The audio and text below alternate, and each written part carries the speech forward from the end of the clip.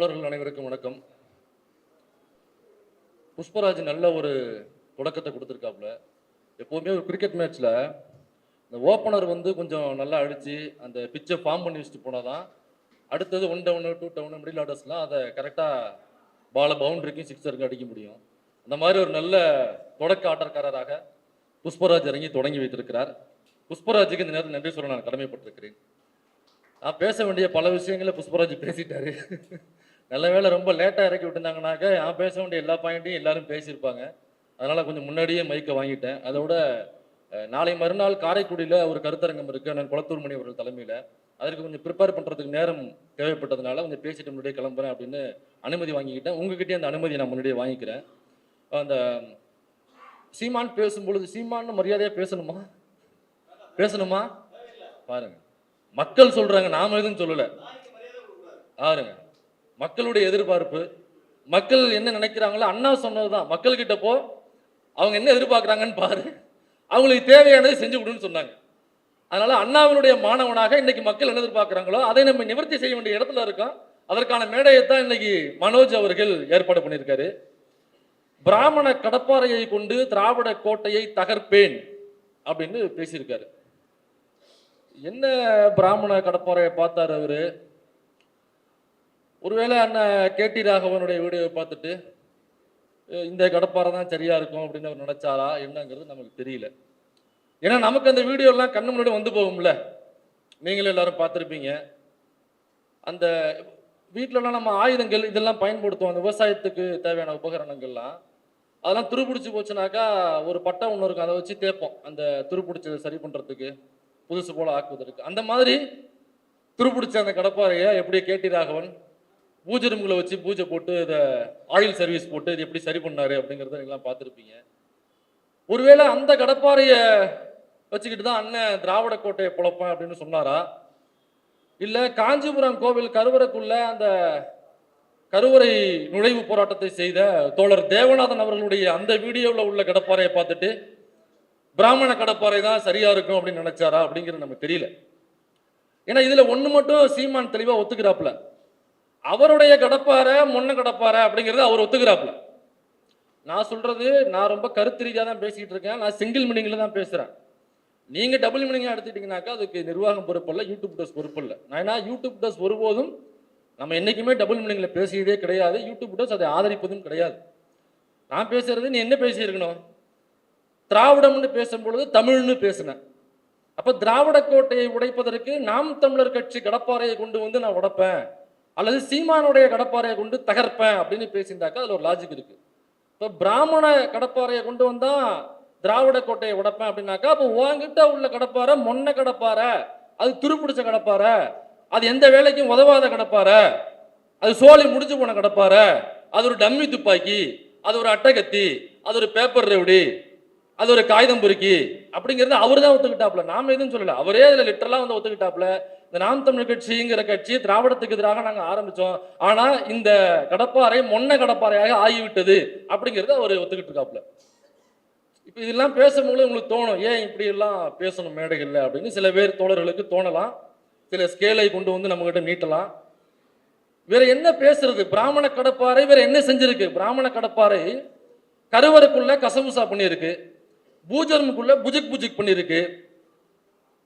பூஜை போன கோவிலுக்கு அர்ச்சனை செய்ய போன பெண்களை அவங்களுக்கு தீர்த்தத்துல மயக்க மருந்து கொடுத்து, இந்த இங்க சென்னையில ஒரு பாப்பான் புகழ்பெற்ற ஒரு கோவில் ஒன்று இருக்கு பாரிஸ்ல, அங்க அந்த பெண்ணை அவங்க ஒரு டிவியில தொகுப்பாளின்னு நினைக்கிறேன், விஜயவா இருக்காங்க. அந்த பெண்ணை அந்த பிராமண கடப்பாறை என்ன பண்ணுச்சு, பலமுறை இதே மாதிரி தீர்த்தத்துல மயக்க மருந்து கொடுத்து அந்த கடப்பாறை என்ன பண்ணுச்சு. அப்ப இந்த பிராமண கடப்பாறை காலங்காலமா இதுதானே செஞ்சுக்கிட்டு இருக்கு. வேற ஏதாவது பிராமண கடப்பாறை செஞ்சிருந்ததுனாக்கா நம்ம அதை பத்தி பேசலாம். அப்ப அந்த பிராமண கடப்பாறை என்ன செஞ்சிருக்கோ அதை பத்தி நம்ம பேச முடியும். அப்ப அந்த கடப்பாறை என்ன செஞ்சிருந்து பேச போனாக்கா நீங்க ஏன் இப்படி ஆபாசமாக பேசுறீங்கன்னு கேட்குறீங்க. நம்ம இந்த வேதம் இதிகாசம் புராண குப்பைகள்ல என்ன இருந்து பேசணும்னாக்கா ஏன் ஆபாசமா பேசுறீங்க? அப்ப வேதம் புராண இதிகாசம் ஆபாசமா தான்ப்பா இருக்கு, அதை நான் எடுத்து சொல்றேன்னு பெரியார் சொன்னார். அதே மாதிரி பிராமண கடப்பாறை பூஜை ரூமுக்குள்ள என்ன பண்ணுச்சு, கருவறைக்குள்ள என்ன பண்ணுச்சு, பூஜை செய்ய வந்த அர்ச்சனை செய்ய வந்த பெண்களை அந்த பிராமண கடப்பாறை என்ன பண்ணுச்சுன்னு தான் நம்ம பேச வந்திருக்கோம். இதே பிராமண கடப்பாறை வேற என்னென்ன பண்ணிருக்கு? முகலாயர்கள் வந்ததுக்கு அப்புறம் தான் இந்தியா உருப்படாம போச்சு, இந்தியா சுத்தமாக காலியானதுக்கு காரணம் இந்த முகலாயர்களுடைய படையெடுப்பு அப்படின்னு பேசுவானுங்க. இப்படி பேசுகிற இந்த பிராமண கடப்பாறைகள் தான் முகலாயர்கள் ஆட்சியில முகலாயர்களிடம் வாங்கி குடிச்சிட்டு அந்த முகலாயர் ஆட்சியில முக்கியமான அமைச்சர் பதவியை அனுபவிச்சது அதே பிராமண கடப்பாறைகள். அந்த முகலாயர் ஆட்சியில முக்கியமான அமைச்சர் பதவியை அனுபவிச்சது ஏன் பாட்டனோ உங்க பாட்டனோ இந்த உட்கார்ந்துருக்கவங்க பாட்டனோ யாரும் கிடையாது. அவன் சொல்ற அந்த முகலாயர் ஆட்சியில முக்கியமான அமைச்சர் பதவி வகிச்சது அந்த முகலாயர்கள்ட்ட முட்டி போட்டு வாங்கி குடிச்சிட்டு அந்த பிராமண கடப்பாறைகள் தான் அந்த பதவி சுகத்தை அனுபவிச்சிச்சு. ஆங்கிலேயன் வந்ததுக்கு அப்புறம் தான் ஜாதிங்கிற பாகுபாடே உருவானுச்சு. ஆங்கிலேயன் தான் இந்தியாவை பிளவுபடுத்திட்டான், ஆங்கிலேயன் தான் இந்தியாவை முன்னேற விடாம தடுத்துட்டான் அப்படின்னு சொல்ற அந்த பிராமண கடப்பாறை தான் அதே ஆங்கிலேயனிடம் காட்டி கொடுத்து கூட்டியும் கொடுத்து அந்த விலேச்சர் என்று அவர்கள் சொல்லுகிற ஆங்கிலேயரிடம் பதவி சுகத்தை அனுபவிச்சது. இதை நான் சொல்லல, நான் ஏதோ ஆபாசமா பேசுறேன், காட்டி கொடுக்குறானுங்க கூட்டி கொடுக்குறானுங்கன்னு என்கிட்ட தூக்கிட்டு வராதிங்க. இதை சொன்னது யாரு தெரியுமா? இதை சொன்னது பாரதியினுடைய மன்னிக்கணும், சீமானுடைய பாட்டன் பாரதி சொல்லியிருக்கான். சீமானுடைய பாட்டன் பாரதி வாஞ்சியோடு தொடர்பு கொண்டிருந்த ஆரியர்களுக்கு ஓர் ஆப்த வாக்கியம் அப்படிங்கிற புத்தகத்துல பாரதி சொல்றான், அவர் நண்பர்கிட்ட சொல்றாப்ல, இந்த மிலேச்சர்களிடம் நம்மவர்கள் பார்ப்பனர் சமூகத்தை சார்ந்தவர்கள் தங்கள் வீட்டில் உள்ள பெண்டாட்டிகளையும் சகோதரிகளையும் கூட்டி கொடுத்து அவர்களிடம் பதவி சுகத்தை அனுபவிக்கிறார்கள் அப்படின்னு அவருடைய பாட்டன் பாரதி சொல்லியிருக்காப்ல. இப்ப பிராமண கடப்பாறை என்ன பண்ணிருக்கு? அதுதான் நம்ம பேச முடியும். இப்போ பிராமண கடப்பாறை காட்டி கொடுத்துருக்கு, கூட்டி கொடுத்துருக்கு, முகலாயர்கள்ட்ட வாங்கி குடிச்சு பதவி சுகத்தை அனுபவிச்சிருக்கு, பிரிட்டிஷ்காரன்ட்ட முட்டி போட்டு அவனுக்கு தேவையான பணிவிடைகள் செய்து அவன்கிட்ட வாங்கி குடிச்சு அவனுடைய ஷூவை நக்கி அவனுடைய காலை கழுவி சுத்தம் செய்து அந்த தண்ணியை ரசம் என்று குடித்து அவங்ககிட்ட அந்த பிராமண கடப்பாறைகள் பதவி சுகத்தை அனுபவிச்சிருக்கு. இந்த பிராமண கடப்பாறை வேற என்னென்ன பண்ணிருக்கு? பிராமண கடப்பாறைன்னு சொல்றாங்க. சரி, பெண்கள் விஷயத்துல இந்த பிராமண கடப்பாறை அப்படி என்ன பண்ணிருக்கு? பெண்கள் பேங்க் அக்கௌண்டே வச்சுக்க கூடாது என்று இந்த பிராமண கடப்பாறை சொல்லியிருக்கு. அதே பிராமணர் சமூகத்துல பிறந்த, ஏன்னா நம்ம பார்ப்பனர் தான் சொல்லுவோம், இவன் பிராமண கடப்பாருன்னு சொன்னதுனால புரியணுங்கிறதுக்காக நம்ம அந்த வார்த்தையை பயன்படுத்துறோம். இந்த அதே பார்ப்பனர் சமூகத்தில் பிறந்த பெண்கள் சிறு வயதிலே கல்யாணம் பண்ணி கொடுத்துருவானுங்க இல்லைங்களா? இப்ப கூட சிதம்பரத்துல அப்படிதான் பண்றானுங்க. இந்த அயோக்கிய பயலுக சிதம்பரத்துல உள்ள அந்த தீட்சிதர்கள்னு சொல்லிட்டு ஒரு ரவுடி கும்பல், ஒரு பொறிக்க கும்பல் ஒன்று இந்த கோயிலுக்குள்ள ஆட்டையை போட்டு உட்காந்துருக்கு. அது என்ன பண்றாங்க, இப்பவுமே 12 வயசு 13 வயசு பெண் குழந்தைகளுக்கு திருமணம் பண்ணி வச்சிருவானுங்க அந்த தீட்சிதருங்கிற அந்த பாப்பாங் கும்பல். அதை வழக்கா மாறி ஆடியோ வீடியோ எல்லாம் வெளில வந்ததுக்கு அப்புறம், போட்டோஸ்லாம் வெளில வந்ததுக்கு அப்புறம் வழக்கு போடுது இந்த அரசு. அங்க முன்னாடி போய் நின்று இந்த கௌசிக் வந்தா என்ன பண்ணுவேன் அப்படின்னு முன்னாடி போய் நின்று அந்த தீட்சிதர் கடப்பாறைகளுக்கு பாதுகாப்பு கொடுத்தது எந்த கடப்பாறை தெரியுமா? இந்த நம்ம கிண்டியில இருக்கிற ஒரு சண்டி குதிரை ஒன்று இருக்குல்ல, அந்த பிராமண கடப்பாறை தான் அந்த பிராமண கடப்பாறைகளுக்கு போய் பாதுகாப்பு கொடுத்துச்சு. நானே சிறு வயதில் தான் கல்யாணம் பண்ணேன், எனக்கே 13 வயசு கல்யாணம் ஆயிருச்சு. நீ என்ன பெரிய புடுங்கிய? நீ சட்டத்தின் முன்னாடி எல்லா கடப்பாறையும் ஒண்ணுதான். இதுல பிராமண கடப்பாறை, சத்திரிய கடப்பாறை, வைசிய கடப்பாறைலாம் ஒண்ணும் கிடையாது. சட்டத்தின் முன்னாடி எல்லா கடப்பாறையும் ஒண்ணுதான்.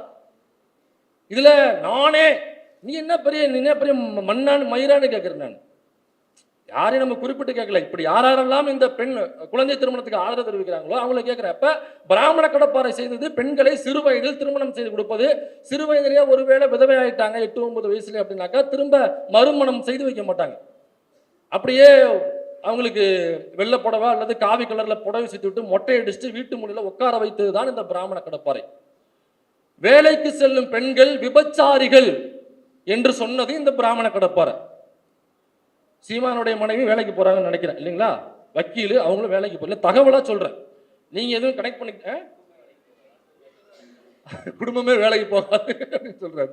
இப்ப தமிழ்நாட்டில் உள்ள பெரும்பான்மையான பெண்கள் எல்லாருமே வேலைக்கு போக ஆரம்பிச்சிட்டாங்க. முன்னாடி வீட்டுக்குள்ளே இருந்த காலம் போய் இன்னைக்கு படிச்சு வெளியில போய் பெரும்பான்மையாக எல்லா பெண்களுமே வேலைக்கு போறாங்க. ஆனா இன்னமும் இந்த பிராமண கடப்பாறை காஞ்சிபுரத்துல உள்ள சங்கர மடத்துல உள்ள சங்கராச்சாரியார்னு ஒருத்தர் குத்த வச்சு உட்காந்துருப்பாருல்ல, அந்த சங்கராச்சாரியார் அவருடைய புத்தகத்தில் எழுதியிருக்காப்புல, அவங்களுடைய பைபிள் அதுதான், அவங்களுடைய குரான் அதுதான், அவங்களுடைய வேத புத்தகம் அதுதான். அதுல அந்த சங்கராச்சாரியர் என்கிற அயோக்கியம் எழுதி வச்சிருக்கான், இன்னமும் இருக்கு, அவங்களுடைய வெப்சைட்லயே இருக்கு. வேலைக்கு செல்லும் பெண்கள் விபச்சாரிகள் என்று சொன்னது இந்த பிராமண கடப்பாறை. நாம் தமிழர் கட்சியில நிறைய பெண்கள் வேலைக்கு போவாங்கல்ல, அப்ப இந்த பிராமண கடப்பாறைன்னு சொன்னதை ஏத்துக்கிட்டாங்கன்னாக்கா அந்த ஸ்டேட்மெண்ட் அவங்க ஏத்துக்கிட்டாங்கன்னு அர்த்தம்.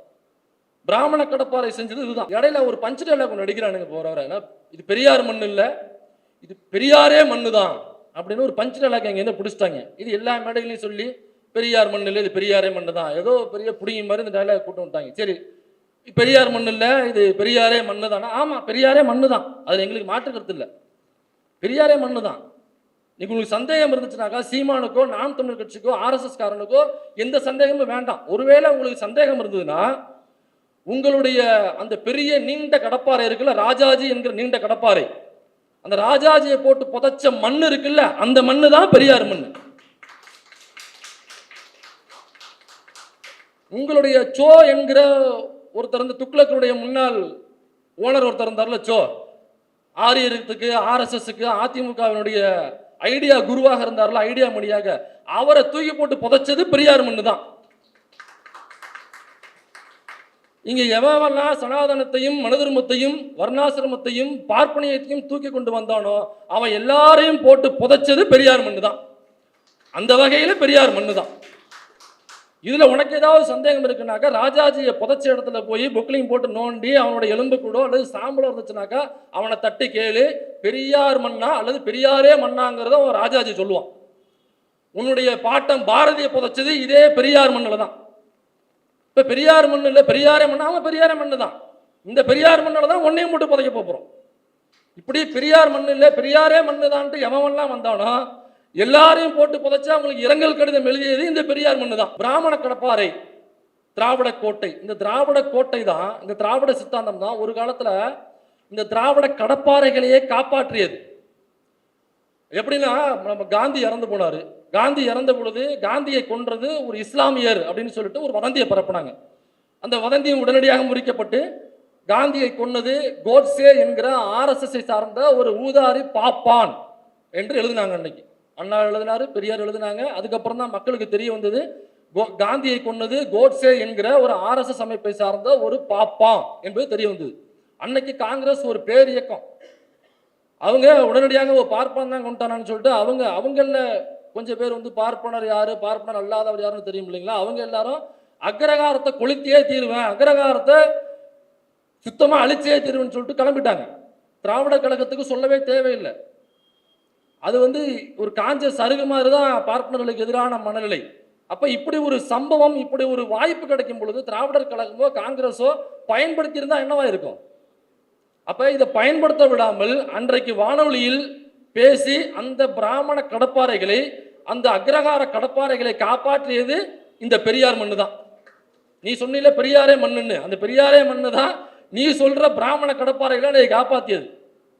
அன்னைக்கு தலைவன் மட்டும் நினைச்சிருந்து ஒரே ஒரு ஸ்டேட்மெண்ட் கொடுத்திருந்தான்னாக்கா, குலக்கல்வி கொண்டு வரும் பொழுது எப்படி ஒரு பெரிய கூட்டத்தை கூட்டி எல்லாரும் கையில ஒரு கையில மண்ணெண்ணையும் ஒரு கையில தீப்பெட்டியும் வச்சுக்கங்க, நான் எப்போ ஊன்னு சொல்றேனோ அடுத்த நிமிஷம் அக்ரகாரம் கொழுந்து விட்டு எரியணும் அப்படின்னு ஒரு ஸ்பீச்சை கொடுத்தாருல, ஒரு உத்தரவுக்காக காத்திருங்கள்னு சொன்னார்ல. சொன்னவருக்கு அதற்கான வாய்ப்பு கிடைக்கும் பொழுது ஏன் அதை பயன்படுத்தாம இருந்தாரு? சொன்னார் தனி மனித தாக்குதல் கூடாதுன்னு சொன்னார். தனி மனித தாக்குதல் இன்றைக்குமே சரியில்லை. ஒரு பாப்பா பண்ணிட்டாங்கிறதுக்காக ஒட்டுமொத்த பார்ப்பனர்களையும் உதைப்பது, கொல்லுவது அல்லது சித்திரவதைக்கு உள்ளாக்குவது என்பது தவறு என்று சொல்லி நீ சொல்ற அந்த துருபிடிச்ச மொன்னையான இத்து போன அந்த பிராமண கடப்பாறைகளை காப்பாற்றியது தந்தை பெரியார் அவர்கள். பாப்பாத்திகளுக்கான உரிமைகளை கோரியது தந்தை பெரியார். பெண்களுக்கு சொத்தில் சம உரிமை வேண்டும் என்று சொல்லும் பொழுது பார்ப்பனர் அல்லாத பெண்களுக்கு மட்டும் சொத்தில் சம உரிமை வேணும்னு பெரியார் கேட்கல. பெரியார் கேட்டது அனைத்து பெண்களுக்கும் சொத்தில் சம உரிமை என்பதை பெரியார் கோரினார்.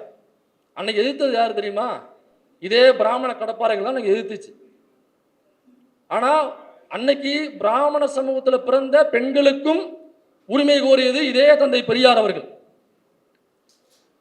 இந்த சீமானை பத்தி யாருக்கும் தெரியாத ஒரு ரகசியத்தை சொல்லலாம்னு இருக்கேன். ஏன்னா இந்த தலைப்பு பார்த்தீங்கன்னா பாலியல் குற்றவாளி சீமான் இருக்குல்ல, அதுக்கு தகுந்த ஒரு கதை. பொதுவெளியில சிலருக்கு மட்டும், மனோஜுக்கு தெரிஞ்சிருக்கலாம், இங்க உள்ள தோழர்களுக்கு சில பேருக்கு மட்டும் அந்த சம்பவம் தெரிஞ்சிருக்கலாம். பொதுவெளியில பெருசா அது பேசப்படலாம். இதை என்னத்த பேசுறது, கையை பிடிச்சி இழுத்தது, சாட் பண்ணி செக்ஸ் சாட் பண்ணதெல்லாம் எல்லாம் பொதுவெளியில பேசிட்டு இருக்க முடியுமா?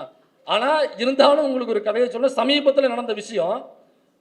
நாம் தமிழர் கட்சியில் உள்ள ஒரு பொறுப்பாளர், அவர் எனக்கு பழக்கம், பேர் வேண்டாம், அவர் தான் இந்த பஞ்சாயத்து அட்டன் பண்ணது, அவர் தான் அந்த தகவலை எனக்கு கொடுத்தது.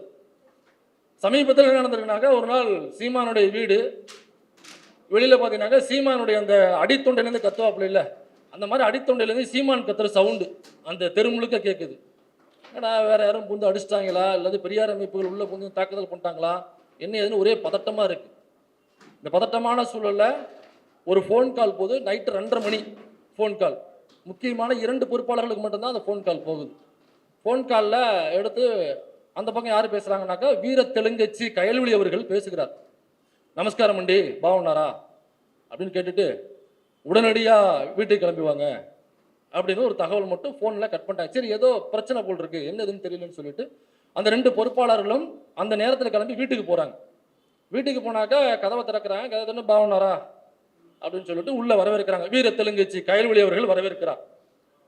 உள்ள வரவேற்று என்ன நீ என்ன ஆச்சு, எதுக்கு இத்தனை மணிக்கு ஃபோன் பண்ணீங்க, எதுவும் பிரச்சனையா அப்படின்னு சொல்லி கேட்குறேன். இல்லை போலீஸ் எதுவும் அரெஸ்ட் பண்ண வந்துருச்சா, எதுக்காக ஃபோன் பண்ணீங்கன்னாக்கா, இல்லை நீங்கள் முதல்ல மேலே போங்க, அவருடைய ரூமுக்கு போங்க அப்படின்னு சொல்கிறாங்க. இவங்க 2 பேரும் சைலண்டாக மாடி மேலே ஏறி அவருடைய ரூமுக்கு போகிறாங்க. இல்லை அந்த அறைக்கு போகிறாங்க. அந்த அறைக்கு போனோடனே அண்ணன் எப்படி உட்காந்துருக்காருன்னா, இந்த வடிவேல் காமெடியில் கோவை சல்லா போட்டு மிதின்னு மிதிச்சிருக்கும் பார்த்தீங்களா, வெளியில் சகல சத்தம் மட்டும் வரும், சத்தத்தை கண்டு ஏமாந்து போய் கதவை திறந்துடாத அப்படின்னு சொன்னோடனே கதவை திறந்து பார்த்தோடனே தலையில் ஈக்குமாறு சீவு, தலவானில் உள்ள பஞ்செலாம் இருக்கும்ல, சீரியஸான காமெடிக்காக சொல்ல, இது அப்படியே நடந்த சம்பவம். இது இல்லைன்னாக்கா மறுக்க சொல்லுங்க, ஆதாரம் இருக்கு நம்ம கிட்ட, வேணா வெளியிடலாம், அதுக்கப்புறம் வெளியிடலாம், எலெக்ஷன் கிட்ட வெளியிடலான்னு வச்சிருக்கோம் அந்த ஆடியோலாம், தேவைப்பட்ட எப்படியோட நம்ம வெளியிட்டுருவோம். அதோட உட்காந்துருக்கு. அவளை கிட்டத்தட்ட ஒரு திரைப்படத்தில் வர ஒரு கதாநாயகி, அங்கே உள்ள வில்லனால் சீமானால் பாலியல் தொந்தரவுக்கு ஆளாக்கப்பட்ட ஒரு பெண் எப்படி மூலையில் உட்காந்துருப்பாங்களோ, திரைப்படத்தில் ஒரு கதாநாயகி உட்காந்துருப்பாங்களோ ஒரு ரேப் சீனுக்கு அப்புறம் ஹீரோ காப்பாற்ற போவார், போனவொடனே அங்கே என்ன துணி கிடக்கோ அதை எடுத்து போத்தி விடுவாங்கல்ல, அந்த மாதிரி கிட்டத்தட்ட சட்டை இல்லாமல் மூளையில் இப்படி உட்காந்துருக்காப்புல, தலையில் ஈக்குமாறு சீவும் அந்த பஞ்சும் இருக்கு, இப்படியே உட்காந்துருக்காப்புல. போன உடனே இவர் யாரு, நம்ம மண்டியிடாத மானம் வீழ்ந்து விடாத வீரம், நல்லா நம்ம சங்கராச்சாரம் குத்த வச்சு இப்படி உட்காந்துருக்காப்புல. அது விளக்கமாத்த சீவு என்னன்னாக்கா, வீட்டில் எப்போவுமே 2 விளக்கமாறு வச்சிருப்பாங்க. இங்கே எப்படின்னு தெரியல, ஊரில் 2 விளக்கமாறு இருக்கும். ஒன்று தோவை உள்ள விளக்கமாறு, இன்னொரு கட்ட விளக்கமாறு. கட்ட விளக்கமாறுங்கிறது வாங்க மாட்டாங்க. தோவை விளக்கமாறு வீடு கூட்டி இந்த தோகை போயிருச்சுனாக்கா அதை கட்ட விளக்கமாறாக பயன்படுத்துவாங்க. கட் பண்ணி நல்ல ஸ்ட்ராங்காக இருக்கிற போதை மட்டும் பயன்படுத்துவாங்க. அது எதுக்கு பயன்படுத்துவாங்கன்னா, மாட்டு தொழுவோம், ஆட்டு தொழுவோம், அப்புறம் கோழி குடாப்பு இதெல்லாம் கூட்டி விடுறதுக்காக பயன்படுத்தப்படுறது தான் அந்த கட்ட விளக்கமாறு. இவருடைய தலையில இருந்தது அந்த கட்ட விளக்கமாருடைய சீவுகள் தான் அந்த தலையில இருந்தது. இது ரொம்ப டீட்டெயிலாக நீங்கள் கவனிக்கணும், அதுக்காக தான் சொல்கிறேன். அப்புறம் பேசும்பொழுது அண்ணனுக்கு ஏதோ பேச்சு தொந்தரவு இருந்திருக்கு. என்னென்னு பார்த்தோம்னாக்கா, மூக்குக்கு கீழே 2 விளக்கமாறு சீவு சொல்லியிருக்கு. அவங்க என்ன நினைச்சிட்டாங்க, நம்ம அண்ணன் கட்ட மீசை வச்சிருப்பாரா, சரி மீசை போடுறன்னு சொல்லி விட்டாங்க. அது பார்த்தோம்னாக்கா மூக்குக்குள்ளே 2 சீக்குமாறு சிவு சொல்லிட்டு இருந்திருக்கு. அவரை எடுத்து போட்டு என்னென்னு கேட்டோம்னாங்க, அதுக்கப்புறம் தான் அண்ணி விளக்கியிருக்காங்க, இந்த பரதேசி நாயி இப்போதானே ஒரு நடிகை கிட்ட போய் இவ்வளோ பிரச்சனையாகி, இவ்வளோ சிக்கலாகி, இவ்வளோ செட்டில்மெண்ட் ஆகி, இவ்வளோ மானபங்கப்பட்டு, இவன் மட்டும் இல்லாமல் என்னையும் கொண்டு போய் ஸ்டேஷனில் நிற்க வச்சு, அதிலேயே கொல்லப்புறத்தில் இவ்வளோ பொண்கள் இருக்கும்போது ஏன்டா அந்த பொண்ணுகிட்ட போனோன்னு சொல்லி நான் ஏதோ சொன்னது மாதிரி அங்கே என்னுடைய மானத்தையும் இவன் பங்கம் பண்ணிட்டு வந்தானே, இதுக்கப்புறமாவது இவன் திருந்துறானா, எங்கே போனாலும் முறுக்கி தோளில் போட்டு போகிறதே வேலையாக இருக்குது, எத்தனை பஞ்சாயத்தான் தீர்த்து வைக்கிறது, நீங்கள் கூட இருக்கீங்க, நான் செவ்வாழை நீங்களாம் சொல்ல மாட்டீங்களான்னு சொல்லிட்டு கேட்டிருக்காங்க. அப்புறம் இல்லையா, அண்ணன் மாட்டாமல் தானே அந்த வேலையை செய்வாப்புல, என்ன ஆச்சு ஏதாச்சுன்னு கேட்கும்போது தான் அண்ணனுடைய ஃபோன் எடுத்து அன்னை காமிக்கிறாங்க. அந்த ஃபோனில் எனக்கு சீமானுக்கு டைப் பண்ண தெரியாது, உண்மையிலே அவன் தற்கொலை டைப் பண்ண தெரியாது. அவனுடைய ஆடியோ ஏன் அதிகமாக வெளிவருதுன்னா, அவனுக்கு டைப் பண்ண தெரியாது, வாய்ஸ் மெசேஜ் தான் போடுவான். இப்போ ஏதோ போடுறாங்கனாக்கா படிச்சுட்டு அல்லது கேட்டுட்டு ஓகேன்னு பதில் அனுப்புவோம். ஓகேவுக்கெல்லாம் நம்ம அமைக்கி ஓகே நான் சொல்லுவோம், கேவை போட்டு அனுப்பிச்சு, அந்த கேயே டைப் பண்ண தெரியாத ஒரு தற்கொலைங்க அவன். அதையே என்ன பண்ணுவானாக்கா, அப்படி ஒரு மெசேஜ் வந்தாலுமே இந்த வரைக்கும் எடுத்து நினைச்சிட்டு, சரி தம்பி ஏட்டா ஓகேன்னு டைப் பண்ணி போடுறதுக்கு கூட உனக்கு தெரியாத ஒரு தற்கொலை உண்டோ. இவனுக்கு மொபைல் யூஸ் பண்ண தெரியாத, ஆடியோ மெசேஜ் தான் போடுவான். இப்போ கட்சியில் உள்ள ஒரு பெண், அவங்களுடைய பேர் வேண்டாம், எனக்கு குழப்பமாயிரும், அதனால பேர் வேண்டாம். அந்த கட்சியில் உள்ள பெண் கூட இவர் சேட் பண்ணியிருக்காரு. சேட் பண்ணி கிட்டத்தட்ட ஒரு 1.5 மணி வரைக்கும் சேட் பண்ணியிருக்காரு. ஆப்போசிட்டில் உள்ள பெண்ணு வேற வேலையாக இருந்திருப்பாங்க போல, ரிப்ளை பண்ணல. எதுக்குமே ரிப்ளை பண்ணலன்னு எல்லாம் ஆடியோ மெசேஜ் தான், எதுவும் ரிப்ளை பண்ணல. ரிப்ளை பண்ணலன்னா இவன் என்ன பண்ணுறான், ரொம்ப சேஃப்டியாக வீட்லேயும் தப்பிக்கிறாப்பிலையா, கிளியர் சாட்டு எவனா கற்றுக் கொடுத்துட்டான். அமைக்கு கிளியர் சாட்டு கொடுத்துட்டு பக்கத்தில் ஃபோன் வச்சுட்டு படுத்துட்டான். 1.5 மணி நல்லா புல் போதையில் எல்லாம் பண்ணிட்டு 1.5 மணிக்கு காலை நீட்டி விட்டு படுத்துட்டான். அண்ணி வேற வேலையாக இருந்திருப்பாங்க போல் இருக்கு. அவங்க முடிச்சுட்டு ஒரு 1:45 2 மணிக்கு வீட்டுக்குள்ளே வந்திருக்காங்க. அவங்க வந்து அறைக்குள்ளே உள்ளே போனவனையே மொபைலில் டிங்னு ஒரு சத்தம். தலைவன் புல் போதையை போட்டு வழக்கமாக தூங்கிட்டான். அண்ணி ஃபோன் எடுத்து பார்க்குறாங்க. இவன் டெலிட் பண்ணது இவன் பக்கத்து தான். டெலிட் ஃபார் மீன் இருக்குல்ல, அதை மட்டும் கொடுத்துருக்கான். டெலிட் ஃபார் எவரி ஒன் கொடுக்கல. டெலிட் ஃபார் ஒன்னு கொடுத்தோன்னே இவனுக்கு மட்டும் தான் அந்த மெசேஜ் டெலிட் ஆகும். அவங்களுக்கு இருக்கும்ல, அவங்க அதை கோட் பண்ணி அவங்க ஒரு ஆடியோ மெசேஜ் அதுக்கு ஆப்போசிட்ல இருந்து அண்ணி எடுத்து வந்து ப்ளே பண்ணாக்கா அது ஒரு பான் வெப்சைட்ல போற அளவுக்கான ஒரு ஆடியோ மெசேஜ். சரிங்களா? அந்த வாய்ஸ் மெசேஜ் அண்ணி கேட்டாங்க. அப்படி வச்சுட்டு கீழே போயிட்டு அண்ணன் தான் வீட்டுக்கு எதிர்த்தாப்புல அந்த வாத்து, அப்புறம் ஆஸ்திரேலியன் கிளி, ஆடு மாடுகள்லாம் வளர்ப்பாப்புல, அங்கே தொழுவத்தில் உள்ள அந்த கட்ட வழக்க மாற்ற எடுத்துகிட்டு வந்து மெனக்கட்டு மேலே எடுத்துகிட்டு வந்து தூங்கிட்டு இருந்தவனை போட்டு வெளுத்துருக்காங்க. வெளுத்ததுக்கு அப்புறம் தான் முட்டி போட்டு மன்னிப்பு கேட்டிருக்காங்க. காலில் விழுந்து மன்னிப்பு கேட்டிருக்காங்க. வெளில சொல்லாத, நான் இனிமேல் செய்ய மாட்டேன், இந்த ரூம்குள்ளேயே இருக்கட்டும், என் மானமே போயிடுச்சு ஏற்கனவே இந்த விஜயலட்சுமியால், தயவு செஞ்சு வெளில சொல்லி பஞ்சாயத்தை கூட்டிருக்காத, இனிமேல் நான் ஃபோனையே தொடமாட்டேன் அப்படின்னு இருக்கான். நீ ஃபோனையே தொடாமல் இருக்கிறது பிரச்சனை, நீ பொண்ணையே தொடாமல் இருந்தால் தான் இங்கே சொல்லணும். நான் ஃபோனையே தொட மாட்டேன், மறுபடியும் பாடுறா ஃபோனை தொட மாட்டாங்கிறான். அப்போ பொண்ணை தொழுவியா நீ? மறுபடியும் இந்த விளக்க மாதிரி பிய அடிச்சிருக்காங்க. அதுக்கப்புறம் தான் ஃபோன் பண்ணி அவங்களுக்கு ஃபோன் பண்ணி அந்த 2 பொறுப்பாளர்களும் போய் அவங்க போர்வையெல்லாம் போத்தி விட்டு அவங்க தம்பி சொல்றா, தம்பி இனிமேல் பண்ண மாட்டேன்னு சொல்றா. இந்த பஞ்சாயத்து சமீபத்தில் நடந்த பஞ்சாயத்து. இவன் தான் வந்து இன்னைக்கு பாட்டன் பாரதி, பெண்மையை போற்றும் எங்கள் பாட்டன் பாரதி அப்படின்னு பேசி பெண்களை இழிவு செய்யும் ஈவரா அப்படின்னு இவன் பேசிட்டு இருக்கு. இடையில ஒரு இந்த இடத்துல பேசும்போது ஒரு கதை சொல்லியிருக்கான். வழக்கமாக ஆம கதை இதெல்லாம் சொல்லுவாங்க இல்லைங்களா, அந்த ஆம ஓட்டை பெரட்டி போட்டு அது ஒரு மருத்துவர் ஒருத்தர் விளக்கம் கொடுத்துருக்காரு இன்ஸ்டாவில். பார்த்தீங்களா இல்லைன்னு தெரியல, நான் வேணா அது ட்விட்டரில் அந்த வீடியோ எடுத்து போட்டேன், நீங்கள் பார்த்துருக்கீங்க. ஆக்சுவலாக அந்த ஆமையோட ஓடு இருக்குல்ல, அதை பெரட்டி போட்டுலாம் ட்ராவல் பண்ண முடியாது. ஆக்சுவலாக சயின்ஸ் படி அது முடியாது. சயின்ஸ் படி முடியாதுங்கிறத அவர் விளக்கியிருக்காரு. அப்படி ஒருபோதும் பண்ணவே முடியாது, ஏன்னாக்கா அது தண்ணீர் நடத்தியோட அதிகம். அப்படியே ஒரு சயின்ஸாக அதில் அது விளக்கம் கொடுக்குறாரு. அப்படி பண்ணவே முடியாது அப்படிங்கிறத சொல்கிறாரு. ஆனால் இன்னமும் அந்த தற்கொலை கூட்டம் அதை நம்பிக்கிட்டு இருக்கு. சரி, அது ஒரு பக்கம் இருக்கட்டும். இப்போ அந்த கதையெல்லாம் முடிஞ்சு போய் துப்பாக்கி பயிற்சி அதெல்லாம் முடிஞ்சு போச்சு. இப்போ என்ன பண்ணுறான்னா, இப்போ வந்து பீரங்கி பயிற்சிக்கு வந்திருக்கான். பீரங்கி பயிற்சி அப்படின்னு சொல்லி வந்திருக்கான். அது ஒரு கதை சொல்கிறான், பீரங்கி பயிற்சி. இப்போ இந்த ஆக்சுவலாக அங்கே என்ன நடந்திருக்குனாக்கா, இவன் அந்த பீரங்கி பயிற்சி நடக்கும் பொழுது அதில் வந்து ஒரு குண்டை தூக்கி போட்டு அந்த இழுவை விசையை, அது விசை தமிழில் தான் நொட்டுவார். நொட்டுறது பூரா தமிழில் தான் நொட்டுவாப்புல. அதில் விசை, அந்த விசையை இழுத்து வச்சு அந்த குண்டை தூக்கி போட்டு அப்படி இழுத்தடிக்கணும், என்னால் இழுக்க முடியல அப்படின்னு சொன்னேன். ஆக்சுவலாக அன்னைக்கு என்ன நடந்திருக்குனாக்கா, அந்த பயிற்சி இருக்கும் பொழுது ஒரு குண்டை தூக்கி போட்டு விசையை இழுத்து வச்சு அடிக்கணும்ல, அது வந்து அப்படி போட்டால் சாதா பூபதி. இவர் யார்? அண்ணன் ஆழ்தோட்ட பூபதி இல்லை. அண்ணன் ஒரு குண்டுக்கு பதிலாக கீழே இருந்த 2 குண்டை தூக்கி போட்டு உள்ளே போட்டு அவர் விசையை இழுத்து வச்சு அடிச்சிருக்காப்புல. அடிச்சாக்கா குண்டு போனது மாதிரியே தெரியல, விசை போயிருச்சு, குண்டு வெளில போனது மாதிரி தெரியல. அப்புறம் பக்கத்தில் இருந்த புலிகளை, பெண் புலியை கூப்பிட்டு சொல்லியிருக்காப்புல, தங்கச்சி இந்த மாதிரி ஒரு குண்டு போட சொன்னா நான் 2 குண்டு போட்டு அடிச்சு, ஆனால் வெளியில் போகவே இல்லையே, என்ன காரணம், ஏன் வரலன்னு கேட்டிருக்காப்புல. அப்புறம் அந்த தங்கச்சி குனிச்சு பார்த்துட்டு, அண்ணே குண்டு 2 கீழே தானே இருக்கு, நீங்கள் எந்த குண்டை போட்டீங்கன்னு தெரியல, இதில் போட வேண்டிய குண்டு 2 கீழே தானே இருக்கு.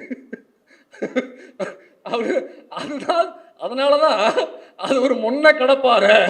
அது எனக்கு யாரும் சீமானை வந்து திட்டாதீங்க, நான் சொல்கிறேன், உண்மையிலேயே சீமானை திட்டாதீங்க, யாரும் கோவப்பட்டு கூட திட்டிடாதீங்க. ரொம்ப பாவமான மனுஷன். எனக்கே அவர் பார்க்கும்போது ரொம்ப பரிதாபமாக வரும். ஏன்னா அவரே வந்து ஆப்ரேஷன் பண்ணதுக்கு அப்புறம் 2 வருஷம் கழிச்சு தான் அவர் குழந்தையே பிறந்துச்சு. என்ன ஆப்ரேஷனுக்கும் குழந்தை பிறக்கிறதுக்கும் என்ன சம்மந்தம்? அது அப்படின்னா என்ன ஆப்ரேஷனாக இருக்கும்? ஆப்ரேஷன் பண்ணி 2 வருஷம் கழிச்சு குழந்தை, இந்த கேள்வி ஏன்ட்டு நீங்கள் கேட்கக்கூடாது.